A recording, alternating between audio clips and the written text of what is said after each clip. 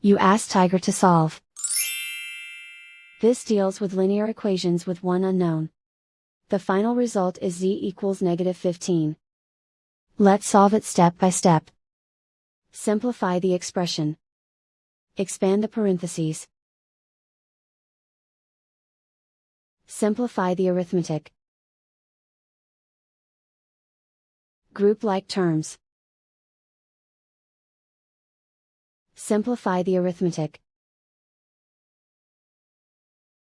Swap sides.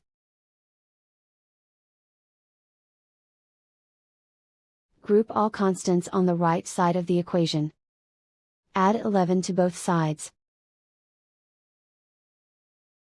Simplify the arithmetic.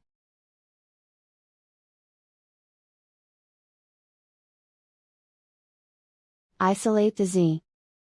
Divide both sides by -2.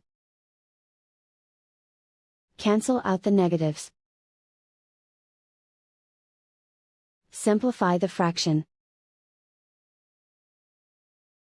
Move the negative sign from the denominator to the numerator. Find the greatest common factor of the numerator and denominator.